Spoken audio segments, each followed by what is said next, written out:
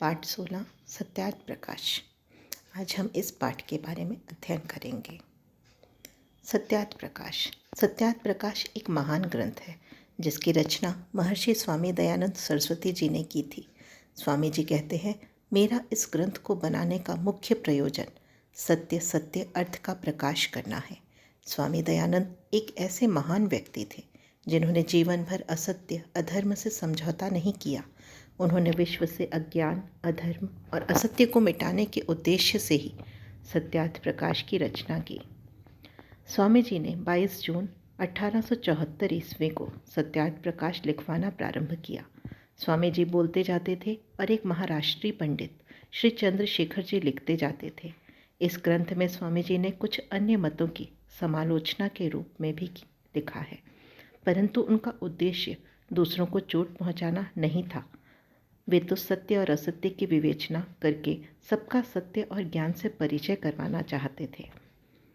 इस ग्रंथ में 14 समोल्लास अर्थात अध्याय हैं। उल्लास का अर्थ है प्रकाश। प्रत्येक समोल्लास अविद्या के अंधकार को मिटाकर विद्या का प्रकाश फैलाने के उद्देश्य से ही लिखा गया है। पूरी पुस्तक को विषय वस्तु के आधार पर 14 भागों में मतलब 14 समोल्लासों में अध्यायों में बांटा गया है। पहला अध्याय प्रथम समोल्लास। इस समोल्लास में यह बताया गया है कि ईश्वर एक है परंतु उसके नाम अनंत है। ईश्वर के गुण, कर्म और स्वभाव अनंत है, अतः उसके नाम भी अनंत है। इन सब नामों में ओम नाम सर्वोत्तम है। यह परमात्मा का मुख्य और निज नाम है। यह ओम शब्द 3 अक्षरों के मेल से बना है, अ, उ और म। सब उत्तम कर्मों का आरंभ ओम का स्मरण करके ही करना चाहिए। प्रत्येक ग्रंथ के आरंभ में भी ओम लिखना चाहिए। इस समोल्लास में परमात्मा के 100 नामों की व्याख्या की गई है। उनमें से कुछ नाम हम इस प्रकार देखते हैं। पहला है विराट, जो बहु प्रकार के जगत को प्रकाशित करता है। अग्नि, जो ज्ञान स्वरूप सर्वज्ञ और पूजा करने योग्य है। मित्र, जो सबका मित्र है, सबसे स्नेह करता है। बृहस्पति, बड़ों से बड़ा एवं आकाश तथा ब्रह्मांड का स्वामी। विष्णु, चर और अचर जगत में व्यापक। शिव, सबका कल्याण करने वाला। यम, सब प्राणियों को कर्मों के अनुसार फल देने वाला। ब्रह्मा, संपूर्ण जगत को रचकर बढ़ाने वाला। अर्थात ईश्वर एक, निराकार और सर्वव्यापक है। द्वितीय समोल्लास में बताया गया है। इस समोल्लास में बच्चों की शिक्षा के विषय में लिखा गया है। स्वामी जी कहते हैं कि शिक्षा प्रत्येक लड़के और लड़की का जन्म सिद्ध अधिकार है।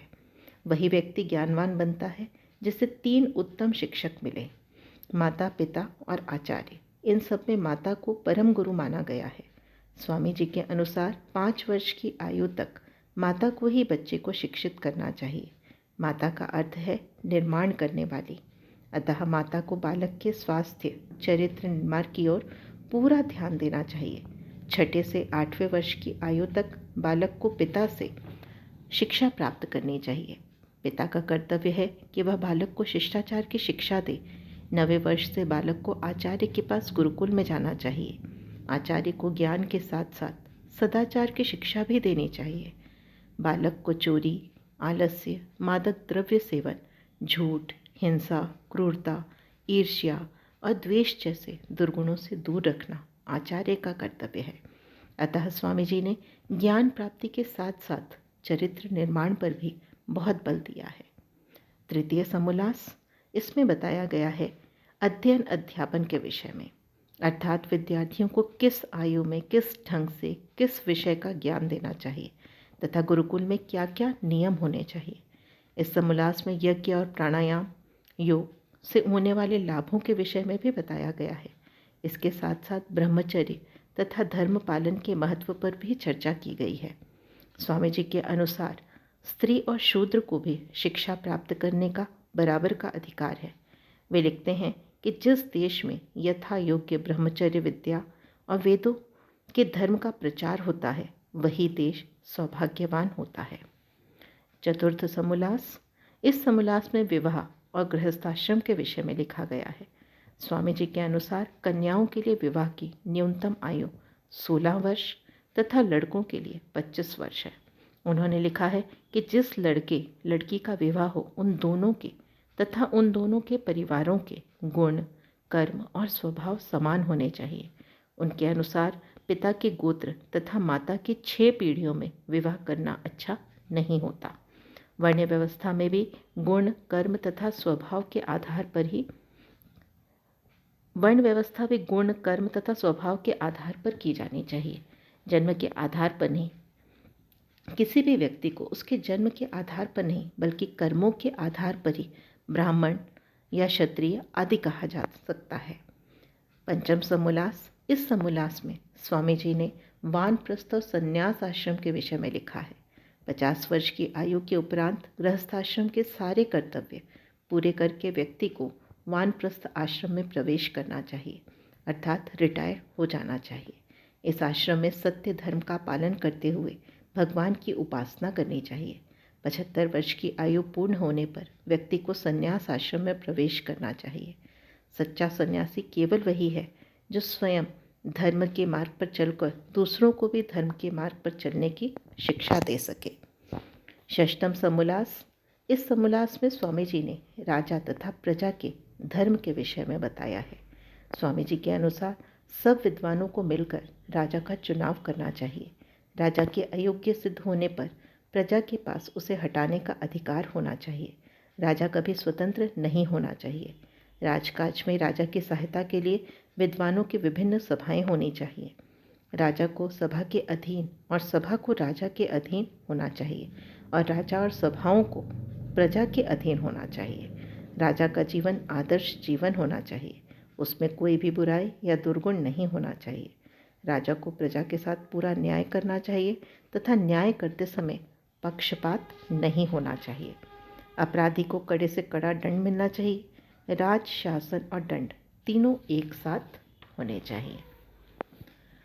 सप्तम समोल्लास।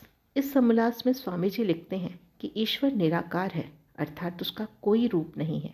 उसे आंखों से देखा नहीं जा सकता, परंतु उसे हम उसकी रचना को देखकर या अपनी आत्मा में महसूस कर सकते हैं। वह सर्वव्यापक है, अर्थात वह हर स्थान पर है। ईश्वर एक है, अनेक नहीं। वह दयालु भी है और न्यायकारी भी, अर्थात वह किसी के द्वारा किए गए पापों को क्षमा नहीं करता, उनका दंड अवश्य देता है। वह सर्वशक्तिमान है। हमें परमात्मा से प्रार्थना करनी चाहिए कि वह हमें सद्बुद्धि दे ताकि हम जीवन में अच्छे मार्ग पर चल सकें और कोई बुरा कार्य न करें। इस समोल्लास में स्वामी जी लिखते हैं कि वेद ईश्वरीय ज्ञान है जो भगवान ने अग्नि, वायु, आदित्य, अंगिरा 4 ऋषियों को सृष्टि के आदि में मनुष्य मात्र के कल्याण के लिए दिया था। अष्टम समोल्लास। इस समोल्लास में स्वामी जी ने सृष्टि की उत्पत्ति के विषय में बताया है। स्वामी जी के अनुसार पृथ्वी, आकाश, ग्रह, उपग्रह, मनुष्य, पशु पक्षी और पेड़ पौधे आदि सभी की रचना परमात्मा ने की है। सृष्टि को उत्पन्न हुए 1 अरब 96 करोड़ 8 लाख 53,000 वर्ष हो गए हैं। संसार में अनेक सूर्य, पृथ्वी, ग्रह, उपग्रह हैं। इस समोल्लास में स्वामी जी ने स्वराज या स्वतंत्रता को बड़ा महत्वपूर्ण बताया है। उनके अनुसार कोई भी विदेशी राज्य चाहे कितना भी अच्छा क्यों ना हो, स्वदेशी राज्य के समान नहीं हो सकता। विदेशी राज्य में कोई सुखी नहीं रह सकता। नवम समोल्लास। इस समोल्लास में विद्या अविद्या के विषय में बताया गया है। स्वामी जी के अनुसार जीव ब्रह्म नहीं है, क्योंकि जीव का ज्ञान और सत्ता सीमित है, परंतु ब्रह्म परमात्मा सर्वज्ञ है और उसकी सत्ता असीम है। सुख दुख, जीवन मरण के चक्र से मुक्त होने को मुक्ति कहते हैं। इंसान को परमात्मा की पूजा उपासना करने से, योगाभ्यास से तथा धर्म के मार्ग पर चलने से मुक्ति प्राप्त हो सकती है। मुक्ति की अवस्था में जीवात्मा स्वच्छंद होकर सभी लोकांतरों में आनंद से विचरण करता रहता है तथा ज्ञान प्राप्त करता है। इस समोल्लास में स्वामी जी ने यह भी लिखा है कि जीवात्मा को पूर्व जन्म की स्मृति नहीं रहती, इसी से जीव सुखी है। वर्तमान जन्म में किए गए कर्मों के आधार पर ही मनुष्य को अगला जन्म प्राप्त होता है। दशम समोल्लास। इस समोल्लास में स्वामी जी ने आचार और अनाचार के विषय में बताया है। उन्होंने लिखा है कि धर्म अथवा आचार के विषय में वेद ही परम प्रमाण है। जो वेदों को ना मानकर उनकी निंदा करता है वही नास्तिक है। सत्य ही सबका आधार है, परंतु सत्य बड़ी सावधानी से बोलना चाहिए। अप्रिय सत्य कभी नहीं बोलना चाहिए। जिस जिस कर्म से जगत का उपकार हो वह वह कर्म करना और हानिकारक कर्मों को छोड़ देना ही मनुष्य का मुख्य कर्तव्य है। इसी समोल्लास में जीव हत्या और मांस भक्षण का भी निषेध किया गया है। अब हम देखें कि 11वें, 12वें, 13वें और 14वें समोल्लास में स्वामी जी ने हिंदू मत, बौद्ध एवं जैन मत, ईसाई मत और इस्लाम मत के जो अंधविश्वास हैं उन सब की समालोचना इन चारों अध्यायों में की है। पुस्तक के अंत में स्वामी जी ने स्वमंत व्यामंत व्यव्यम प्रकाशः नामक परिशिष्ट लिखा है, जो इन 14 समोल्लासों को पक्षपात रहित होकर न्याय दृष्टि से देखेगा। उसकी आत्मा में सत्य अर्थ का प्रकाश होकर आनंद होगा। जो हठ, दुराग्रह और ईर्ष्या से देखे सुनेगा, उसके लिए इस ग्रंथ का अभिप्राय सही अर्थों में समझ पाना अत्यंत कठिन होगा। स्वामी जी लिखते हैं कि सत्य को मानना, मनवाना और असत्य को छोड़ना, छुड़वाना ही मेरा मुख्य प्रयोजन है।